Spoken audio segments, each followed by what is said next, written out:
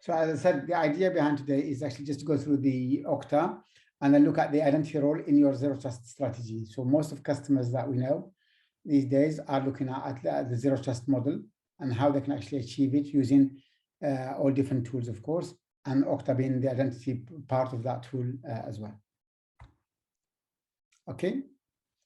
Again, the idea is the old approach, as we know, it's all dead, and I don't have to actually explain to you that much because we're always in the past. If you remember, we had the firewall, we have the perimeter, everybody worked from office, and therefore the security was, yeah, we can actually control exactly what goes in, what comes out, and all of that. So of course, with these days, especially what happened with COVID recently, we realized that actually everybody now is working from home, and therefore the identity or the perimeters that you had or the security that you had earlier is disappeared, and therefore now the identity has become the new perimeter, meaning that actually instead of just controlling users via your firewall, by your internal network, now you'll be able to actually, what you should be able to do is to just check and make sure that the users are who they say they are, and when they're trying to log into resources, you'll actually be able to actually identify them.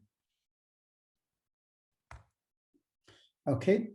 Of course, as we know, the mobile and the cloud have dissolved all those traditional parameters. With the cloud solutions, obviously, everything is hosted outside. As well, of course, for the mobile, people are working from home. We're using their mobile phones, and we have to cater for different users for different wherever they are with all the travelings that we do.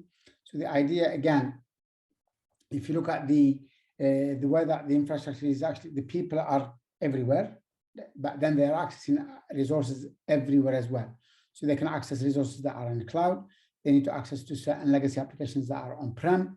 They're also, there's going to be some APIs as well. So when developers are working, you'll have to have an APIs, and then those APIs have to be protected as well. So all of that, the perimeter of just being in the past where the internal networks and the firewalls, the IPS, the IDS, all of that has dissolved now.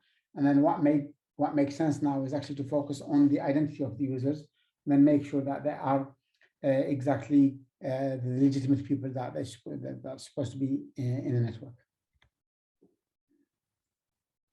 So we can no longer trust the people that are inside. So the idea behind the zero trust model as a concept, it was designed about 2000, or it was initiated by Google in 2012, I think, where actually what they want to do is what they call Beyond Corp. So that they wanted to make sure that they can actually offer resources to everybody, wherever they are, and then they don't have to have part of the office. And then they want to make sure that they secure this application access. So that is the idea behind the zero trust model, is give access to resources anywhere they are, everywhere to everybody, but make sure that actually they are secured. And then of course, whatever you do as a zero trust model, you will hear about the MFA, the multi-factor authentication. So we need to make sure that they are who they say they are, and we need to do step-up authentication whenever the users are logging. So we don't trust anybody basically. And then therefore, if you don't trust anybody, then whether they are in network or outside network, you will still be able to actually identify those users and make sure they are who they say they are. Okay, so people now have become the new perimeters, of course. So the idea is now, instead of focusing on resources, you focus on people. So I've got the resources wherever they are, but then I need to make sure they are secure. And the way to do that, instead of just securing the applications, you secure the people as well. So you make sure that the people are the new perimeters. So they are the security. So when users start to log in, I need to make sure they always log in, or they log in from normal places. So for example, I can make sure that actually I would not allow users to access the applications if they are certain countries, or if they travel, there is a limit of travel. For example, if somebody's logging on from Istanbul, and then the same user is trying to log in at the same time from Ankara, I know something is wrong, and therefore I need to make sure that I'll block the access to that user, or I will do step-up authentication for that user. So the people, we are focusing on people only now, instead of just applications in the past. Again, when we talk about contextual access, of course, is where are they coming from? Where are they logging on from? Is the travel permitted or not? For example, if I'm logging on from Istanbul and then the same user is trying to log in from Ankara, is this normal? It cannot be, because we know that there's an impossible travel for that same time frame. So therefore, all of those conditions have to be applied before the users are allowed to access the applications or not. So when the people are the new perimeters, identity, of course, is the foundations of the zero trust model. So the idea is, again, so the identity of those users have become the most important or the most strategic out of the zero trust strategy. So again, when we talk about the contextual access management, so the idea is, so where is the application? Is it on-prem? Is it external? And then where is the context of that user? Is the user on-prem? Is it in the same country where the application sits? Is it in the same location? Is it from the network? Is it outside the network? All of those now have become kind of is the context that we need to identify before we can allow access to the applications and the users. Again, the idea is when we look at the network context, in some areas, you might actually decide that allow users only to access the applications from a certain location, say from your network. If the application is tried to be accessed by outside network, you would not allow it. So that can be one of the IP zone. You can specify the zone. You can specify the velocity of the user. For example, you can say the travel cannot be more than 5 kilometers between the first login and then the next login. So if I log in from one location, and then the same access within 5 kilometers away from that location, I might identify it as suspicious and therefore can block it or do step-up authentication. Again, we look at the device context. When users start to log in the machine, is this the first time the user starts to log into the machine, to the application from that machine? Or has it been, have they logged in before? So if they're logged in before, they might have the cookie and therefore we might allow them access directly or do step-up authentication. If a new machine has been identified or logged in, we might actually want to do some email notifications to the administrator or to the user saying, okay, you're trying to access the application from new location or from new device, okay? And then also what we have some corporate applications or corporate customers, what they're trying to do, if you are offering laptops to your users, the idea is if that user now has got a laptop and you can only log in to the application using the corporate laptop, we can do what we call device trust. So do we trust the application? Do we trust that device? If we do, then we allow them. And how to do that is we can push an Okta verify agent on the machines, and therefore they become trusted machines. And then if the user starts to log in from the machine that does not have Okta verify, that will be a non-trusted machine, and you might want to block the application access. If, however, the user or the machine or the user starts to log in from a machine that has been corporately identified and corporately given to the users, you might allow them to do that. Again, the last one was to do the location context. Again, are they coming from new city, from new country, from new location? And then if so, are we going to allow them to access there or not, and so on. So all of those decisions can be actually made using the context of the user, of course, on the application.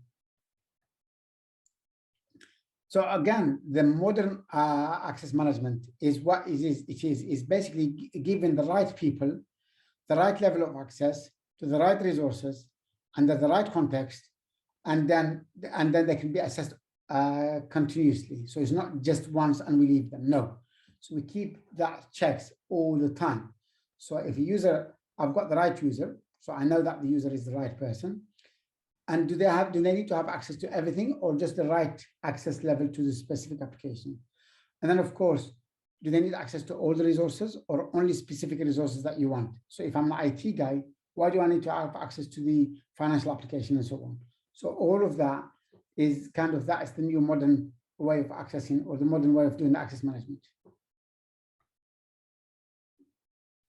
Of course, what we need to do as well is, of course, you want to have the least friction possible.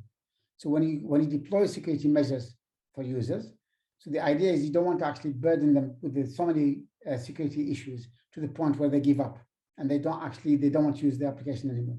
So the idea is to strike the right balance between the right security and then, of course, the usability of the users. So we need to make it seamless to the users if we can. Of course, there will always be some added security and they will see something extra, but at least we'll keep it the bare minimum. So we make it secure. For example, in our case, where we have the Okta verified, it can do what we call, it can do a lot of checks behind the scene with the device without having to prompt the users to do that. As you're trying to log in, our agent will actually check against the security measures of that laptop, the security posture of that laptop or desktop, and then we'll make a decision without even having to prompt the users to do anything. So the back end is doing all the work, while actually the users, unless we identify now the user is logging on from a machine that is not, for example, permitted, we might then prompt them for an MFA and so on. If, however, you are using a machine that is actually fully compliant, we might not even prompt you for a password, because we will use passwordless authentication and therefore seamless to the users. Okay. Again, in terms of the zero trust maturity curve, the way it works is very, very simple. Every company has got a different way and a different, they are in different cases at the moment. So some of them are mature, some of them are not there. So the idea is, of course, to help our customers and organizations to actually get to the high security trust model that we want to achieve, of course, but then it takes some time and it takes some steps as well. Of course, when we first approach the customers, usually what we find is that they haven't actually directly on-prem, there's no cloud integration, and of course, they've got passwords everywhere. That is kind of where we see the stage 0 and where the customers, most customers are to start with when we first approach the customers. Then, of course, what happens in stage 2, stage 1, is the idea is customers approach us, but they want to do a staged approach. And the first stage is basically do single sign-on, okay, for users, for internal users, for contractors, and so on. They probably want to deploy multi-factor authentication, but again, very basic. They don't look at the adaptive or the context-based, they just want to do MFA. And then, of course, they want to have a unified policy for all applications. So why should you have an application that has MFA, not application that doesn't have MFA? So that is the stage 1 that the customers try to achieve when they get into the first stage. Of course, what we see on the second stage, we look at the context-based authentication. Not only are we looking at the MFA, but this time we're looking at where the users are coming from, what the device is using. Is the device trusted or not trusted? All of that is actually looking at the way to actually secure the users properly. Of course, we have different, we can have multiple factors for different organizations. So if in IT guys that are accessing very critical applications, we might want to give them YubiKey, or you want to give them certificate-based authentication rather than just normal username and password and Google Authenticator, for example. So we can have different MFAs or different factors for different groups and different users. So that way we can actually customize and cater our security according to the group's membership that you have. Of course, another thing that we look at, of course, is the automation of the provisioning of levers. The biggest challenge that we have with customers is when users log in, join the company, we create accounts for them in applications, but when they leave, we forget to actually disable those accounts or remove those accounts. And a lot of customers actually fail the audits because of that reason. So therefore, what happens is with using the lifecycle management of Okta, the idea is to automate the joiners, movers, and leavers. So when users log in, joins the company, Okta will actually provision that user to all different applications. When a user moves from one organization to another, the application might change, and therefore Okta will change the actual application assignment accordingly. When a user leaves the company, of course, when you disable their ID account or their HR account, therefore Okta can pick that up and then go disable the account inside the applications as well. Okay. Of course, the last on the stage 2 as well is, of course, we secure the APIs, because when you have a lot of developers, you'll have APIs laying around, and therefore you want to secure them. And that's the stage 2 that our customers try to achieve. And of course, the last one, of course, the stage 3 that we trying to do is of the maturity level is again looking at the risk-based access policy. So is this coming from a machine that is trusted or not? Maybe integrating with an MDM solution, for example, mobile device management. So when a user is trying to log in from a machine, we can send a signal to, for example, Intune or VMware, and we can get a response back from them to say, okay, this device is compliant or not compliant. Am I logging on from a risky environment, or from, and therefore I can take decisions accordingly. Again, what we do as well is every time that the users try to log into an application, we might prompt them for another MFA or for another authentication method, because we're doing continuous authentication. Instead of just authenticating once a day, we'll continuously authenticating them and make sure they say who they are who they say they are. Okay. Of course, the last thing that we do, of course, we do frictionless access, meaning we might actually decide to actually go, for example, passwordless authentication or zero password. So when users tries to log in, if you have a device trust behind the scene, we can do all the checks behind the scene. If that's the case, then they can log in without having to actually ask them to do anything else, because the agents behind the scene are doing all the checks and the background checks for that machine and the users.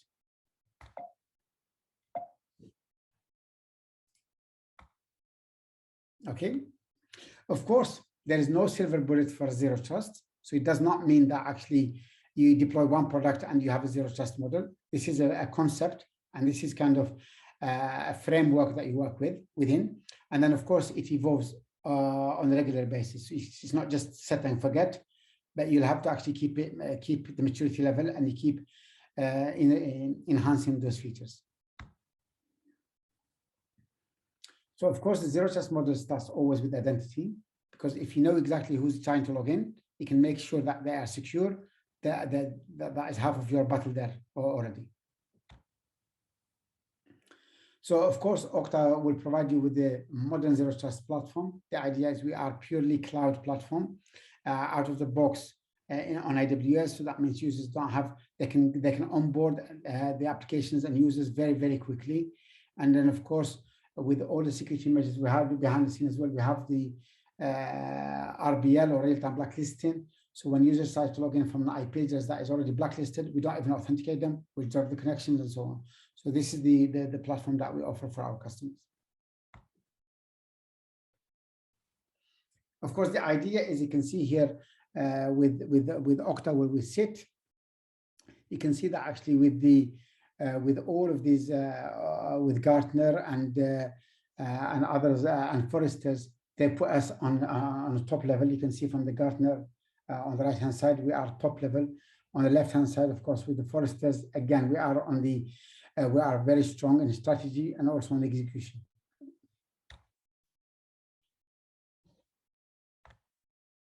So that is the idea behind zero trust. That what I want to do just quickly is to go through a quick demo of the platform, show you exactly how it works, and then hopefully open it to questions and so on. Yeah. So the idea is, again, because we are a cloud-based authentication platform, so what we do is it's very, very straightforward. When you first go to Okta, the first thing that you do is just you get given a tenant with Amazon. It's on AWS, and that tenant, of course, what you do is, let me just come to my platform. So this is the platform, of course. So the idea, again, we can actually customize this link. It doesn't have to show Okta at all. So for example, if I do, so this is what we call a custom domain. So the idea is, again, your customers would not see any of this. You would not see any Okta. You can actually customize it in a way that actually your users will only see your link and your website, and that's it, and nothing else. Okay. So once that is done, you log in here. Again, what Okta offers, we offer what we call universal directory. Users can log in with their AD account here. They can log in with an Okta account, or they can log in with a third-party IDP. It could be Google, it could be Microsoft, and also you can allow users to log in with their Facebook and Google and Twitter and so on. So again, it's really up to you what you want. Again, this platform is designed for workforce identity for your internal users, but also is designed for customer identity. For example, in my case, I've allowed it so actually, if I have a user, if this is for my customers, so what I can do is I can just create a sign-on, and I can just allow them to actually fill up a form, and then I can approve them. Once they're going to be approved, then they will be then or allowed access to the application, to the platform. Okay. So I'm going to log in with the Okta. So again, you can see that the multi-factor authentication kicks in. So again, we support third-party MFAs. For example, you can use your RSA, Vasco, whatever, or you can use Okta Verify, which is a mobile application that will be provided to you. Once the user logs in, of course, you will end up with all the platforms here, all the applications in here, and those applications, of course, you'll be able to see again, depending on what the assignments are. When we talk about the joiners, movers, leavers. So again, because I'm Samir, I've been assigned these applications. If I move the group membership tomorrow and somebody moves me from IT to another group, I might not be able to see all these applications because those applications are only assigned to IT, for example. Okay, so users, when they log in, they'll have single pane of glass. They see all their applications. They don't have to call you, where can I access this, where can I do this? You can publish all your applications for them, and they'll be able to see it, access it, and do single sign-on. So you can see here, for example, if I want to log into my Office 365 to my email, all I have to do is click on the email. And then you can see here, because I've only authenticated using my Google Authenticator, I didn't put my password. So now it's asking me for my password because I want to make sure that this is Samir. It's not just somebody stole his mobile phone and I was able to access it. No, now I'm able to actually push for a password in order for it to actually log into the application. You can see I've got single sign-on. There's no need for me to put in anything extra. So the Office 365 understands and trusts Okta, and therefore I'm able to log into Okta to Office 365 using my Okta account. Okay, and that applies the same thing. For example, if you have an Amazon AWS and you want to federate that and you don't want users to use the local account in AWS, you can see here if I log in, I can publish all the roles. And because my user has got access to all the roles, you can see that I can log into my EC2, for example. And then I'm logged in with my AD account. I'm logging in with my any account that I wanted to, because now it's federated. Actually, it's no longer using the local account of AWS, but you are federating it. And then AWS trusts Okta. And then Okta now, you can log in with your AD account and you'll be able to access your AWS. Now, as soon as your AD account gets disabled, you'll be able to then access to the applications will be disabled. So there's no need for you to go and change the password inside AWS. As you can see here, if I want to log into my S3 now, you will notice I will have access denied because I don't have access to that. So again, you can do very granular. You can create your roles within AWS. You can assign them using Okta, and therefore you'll be able to do granular access to the AWS according to what you need to do. So again, as a user, as a normal user, you log in, you'll be able to, again, as a corporate organization, you might want to allow your users to actually add their own applications. So if you make it easy for them, they can add their applications if they wanted to. So for example, I can add my Google here, my Facebook, whatever, if I wanted to, if I was given the right to do so. And then what will happen is if you go to, then you can actually split it. You can have your work applications and you can have your personal applications as well. So that is quite good. So if people just have this password fatigue and they want to have all in one umbrella, so they can have personal as well as corporate applications under one umbrella. If not, it's up to you, of course, what you want to do. Again, as a user, what you could do, if you want to change your, for example, if your mobile phone is changed and you want to change your number or you want to change your Okta Verify because you want to move your MFA from one mobile to another, what you could do is you go to here, if you go to settings, and then of course, what you can do is users can actually reset their own password. It could be an AD password reset, or it could be an Okta password reset. That's not a problem. You can change it here, but also you can set up your Okta Verify as an extra, for example, if you want your mobile phone, as well as you have another laptop and you want to have the Okta Verify from both sides, you can do that as well. If you want, you can just remove it as well. And then you can add it later on. You can add another phone if you want to, if you lost it. Okay. So that is all the self-service for the users. And then of course, what they can do is I can also edit here. You notice in here, they can only change first name, last name, and then you cannot change the mobile number, for example, if you want to. But that's a feature that you can add. You can actually later on, if you want to give users the right to actually keep changing their phones and then updating their profiles without having to call you or without having you to do it for them, you can do that as well. Okay. So that is actually in short what the user experience will do. I'll just let you just if I log in, I'll log out here, just show you. When a user forget their password or they log their account, their AD account, for example, when they come to their Okta, they can just go unlock my account, and then they do the MFA, and then the account will be unlocked. Okay, that if you give them permission. However, if the user forget the password, you notice that we don't give them password here change, unless when it gets to the if I do here, if I do password, now I have the option to forget password, and then again I can do the password reset from here as well. So again, instead of, we're trying to make it more intelligent, so we don't give the users the option to change password unless the password is being prompted first. Otherwise, there's no point of doing it, or there's no need for you to do it there and then. Okay. Let me just go back to the, now I'm going to log in as an administrator.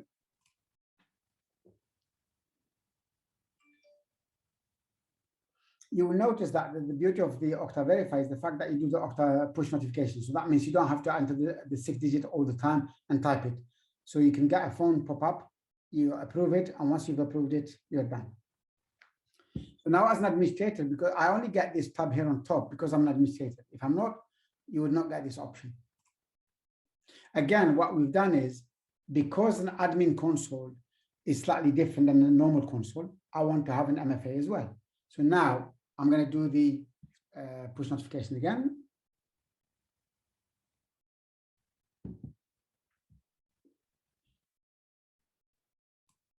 So as you can see here, once you've logged into as an administrator, the first thing that you see, you have an overview. You've got basically anything that needs to be done, anything, any issues, any tasks that are waiting for you to be done, we'll give it to you in the first letter. On top of that, you can see that actually we have, for example, Okta service is fine, but on the agent, I have a green. And then if you click on that, it will tell you that your agent, for example, my AD agent is actually offline, and therefore I need to actually look into that issue. Okay. So this is what you get there. So the first thing, as soon as you log in, you know exactly how many users you've got, how many groups you have, and also how many applications you have as necessary. Okay. Now, the idea is the first thing that you do most organizations, if they've got an AD, you need to do an AD join, or you need to add your AD. And therefore, you can just click on here on Add Active Directory. And then the beauty of it is our agent does not require inbound access, so only outbound. So the agent requires only 443 from in to out. So therefore, you don't have to do security holes in your firewall in order for it to be allowed in. So all you have to do is allow 443 out, which by default most organizations have it, and then the agent gets installed on any Windows domain machine. It doesn't have to be an Active Directory. In fact, we don't recommend it in Active Directory. Once that's installed, you'll be able to see it here.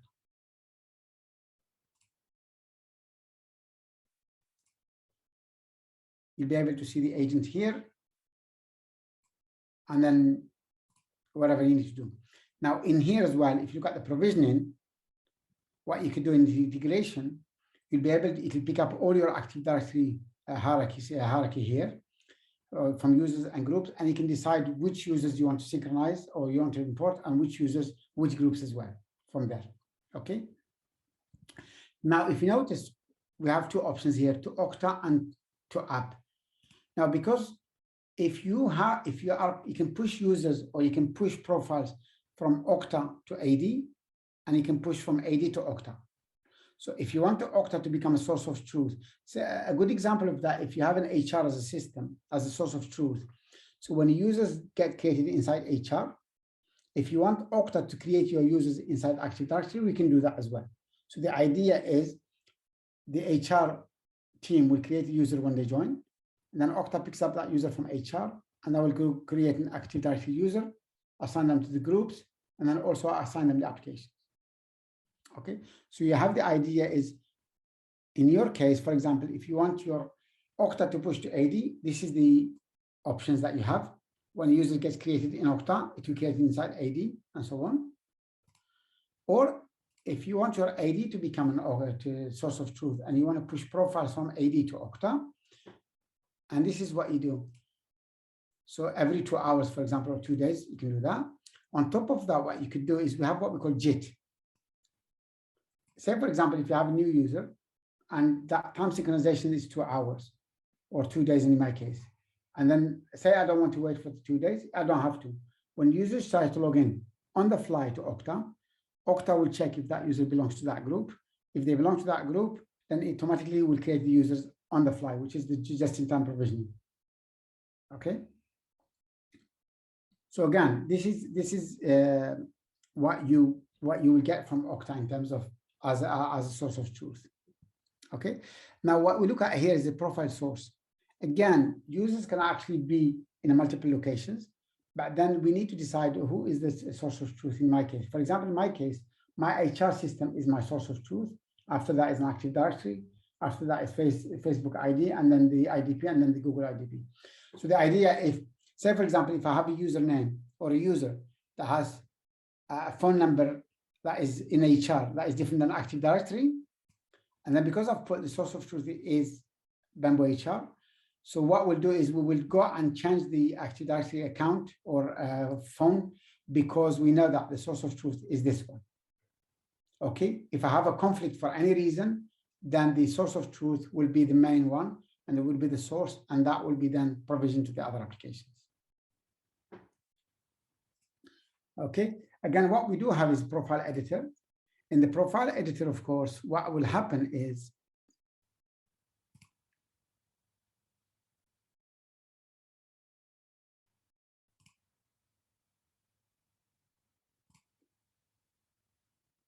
in here, you notice, for example, I have Okta profile, and then in the Okta profile, I can decide exactly, you can see here which profile I have, all the profile attributes, and also I can add my own attributes if I wanted to.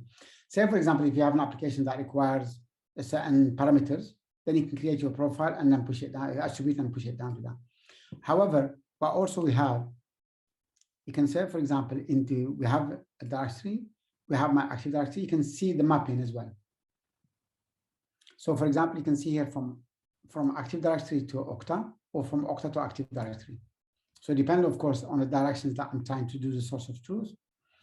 If your Active Directory is the source of truth, you can see here, for example, my first name is going to be pushed to my first name inside Okta, and so on and so forth. So you can actually map up all the attributes from Active Directory to the attributes in Okta. Okay. So now, if we go to customizations, of course, you can customize your domain. Of course, you've seen that actually I had my custom domain, and this is my custom domain that I'm using. Okay. All it requires is actually a CNAME that changes in your DNS, and therefore from there on we'll be able to actually then point to your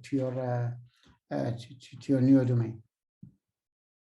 Of course, on the branding, you can see that actually I can change the branding here however I want. Okay. Now, one thing that we can do as well is, if you look at the applications, the reason why customers prefer Okta in general is because we have more than 7,300 applications out of the box.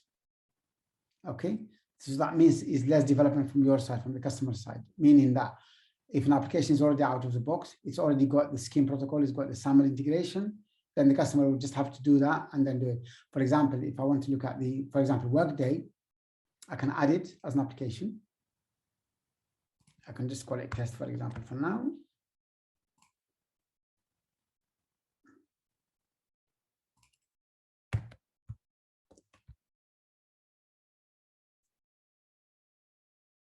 Let me just do that.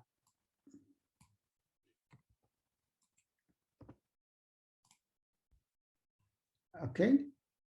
Now in here, you can see if I say SAML, you've got the metadata we usually have, but also on top of that, if I click on save now,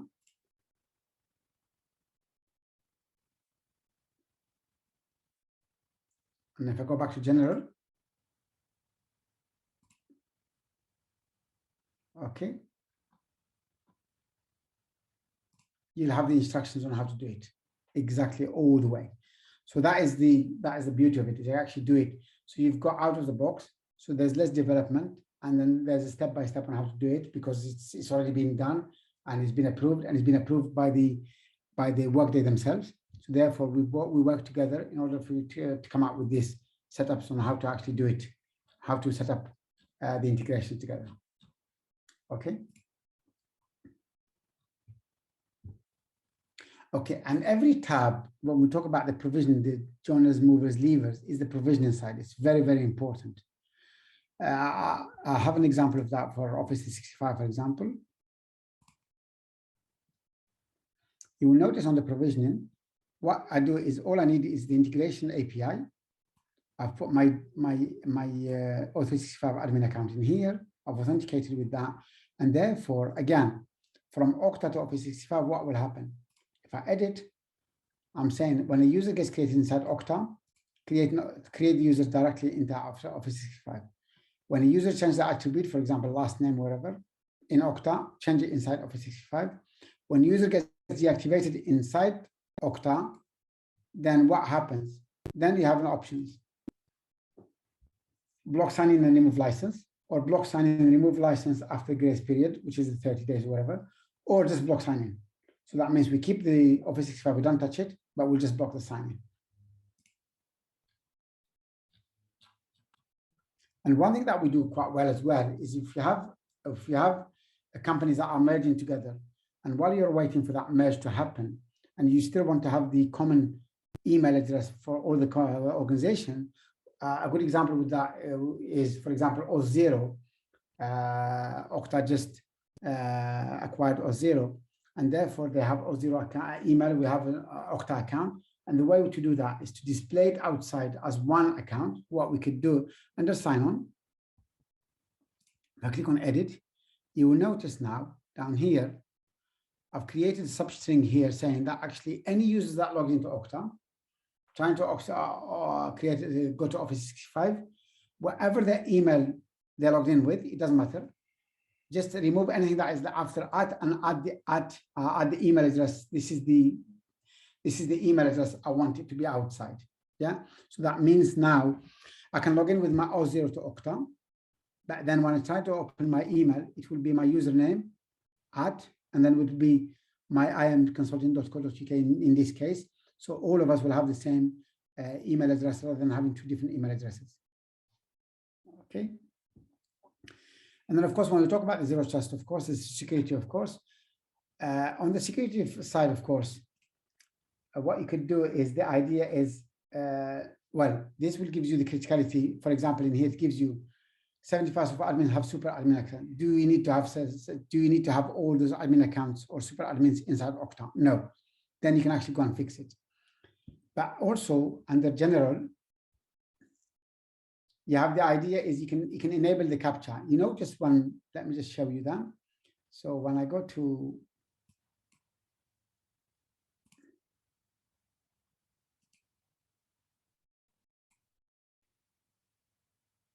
I've added the captcha. So actually, if I try and log in, because I've logged in with this user for this browser, is not a problem. But if I trying to log in with another browser from another machine, I will have the captcha here, down here.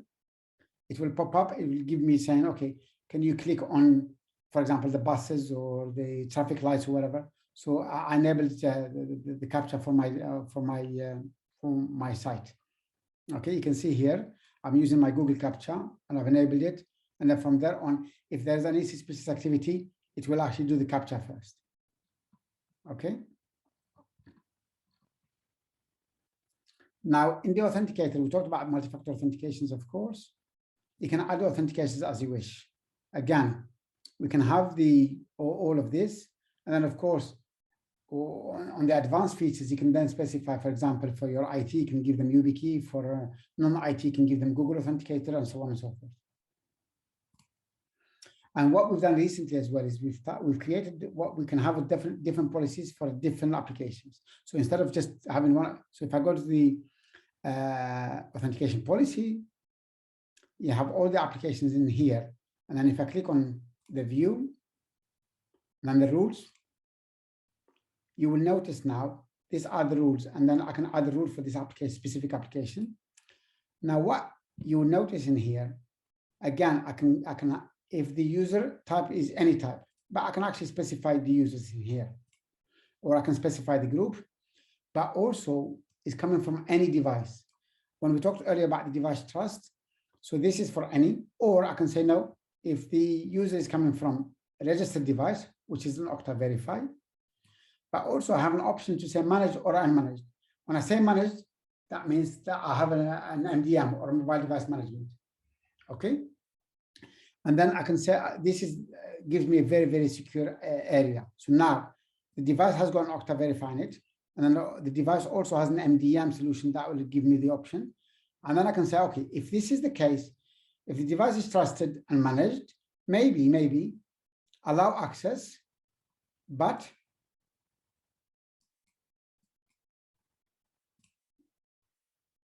okay, possession factor only. I don't need to have the password anymore. I can just do possession factor. You will notice now they can use only Okta Verify or Google Authentication. Okay, or I can say password and IDP. In this case, it's only the password and so on. So it's up to you how you want to do it. So if you have a device trusted, then maybe you can do it differently. If, however, you can say, if the device is any, then maybe you can do 2 factors. Notice in the 2 factors here, they will have to do either Okta Verify password security question. And then after that, they'll have to do this as well, Okta Verify Google Authenticator. Okay, in order for me to, so you have a very granular way of actually controlling your users and how they can access the applications. And every application will have this option. So therefore, you can have a very granular or very secure method of accessing certain applications. So if the certain application is, say for example, it's a financial application, and the application is very critical to you guys, maybe you need to do this as well, okay? So again, what you could do, you can say without the user approving the prompt. Because when I do Okta Verify, I'll have a prompt on my machine or my phone. But then if you want to make it easy for them, you can just say without the prompt, and therefore I will only just, it will actually pop up and approve itself accordingly, depending on you don't have to approve it anything. If the machine does not have the Okta Verify cannot be initiated, you will not be able to access the application. So again, the idea is we have the behavior detection we talked about earlier for the context-based authentication. What you can do is you can see location, IP, device, or velocity. You can decide exactly, for example, location. If I say city, and then I can say, I create my own city, and then I can say it'll have to be within how many authentications. For example, I can, against the fast, against pass authentications. That means that if I've authenticated from where I am at the moment, and then how many authentications before I can say, okay, I'm going to check the second one, the third one, and then decide, oh, this is where the location is, and therefore make a decision accordingly. Again, what I can do is velocity again, same thing. How many kilometers away from my first authentication in order for me to decide whether that is suspicious or not. Okay. And then what we could also do is device integration. Again, the idea is you can add the platform or endpoint security. So the idea is we can integrate with CloudStrike at the moment and also with the Windows Security Center. So meaning that actually when users start to log in with on the machine, I'll be able to with the Okta Verify agent, I'll be able to check whether it's got the latest antivirus, is the firewall enabled or not enabled. And then according to the decision, if we decide, and then we can make a decision, yes or no, allow access or not allow access, depending on the options. Okay. And then on the endpoint management, you can add a platform, and they usually basically the MDM solutions. It's actually, it could be Intune, it could be VMware, it could be Mobile Iron, it could be any third-party MDM solution. Okay. So that's really about it on this. One thing that we can also do is delegation. We can do delegated authentication. Okay. But also, what we can also do in terms of the administrators. So the biggest challenge, of course, who's got access to Okta and what they can do with that. So you can have a very granular access to, for example, if you have a help desk, you can give them access to the console, but they will not be able to do any changes. They'll be able to do, if you have an auditor, again, they can give them read access to the applications, to Okta, they can look at all the logs, but they will not be able to make any changes. You also can give some access to certain applications only, and then the administrator can be an administrator for a certain application only and nothing else. And then, of course, you have the super admin that can do everything from the perspective of Okta.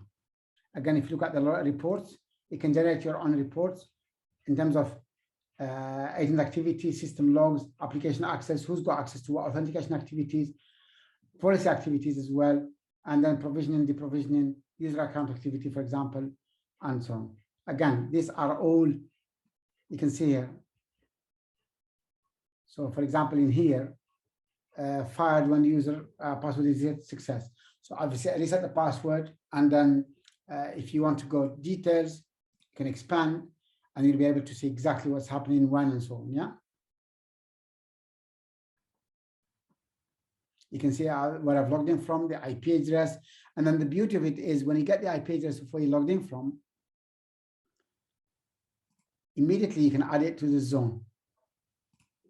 You can allow it to blacklist, or say, for example, if users try to log in and then there is some issues, wherever, if you want to whitelist it, you can whitelist the application. Or if you've seen a lot of requests from the same user from one IP, you can just block the IP address on the fly from the system log directly. Okay, I think that's about it really from me now. I'll just leave it. I will stop here and then leave it to any questions if you have any. Thank you.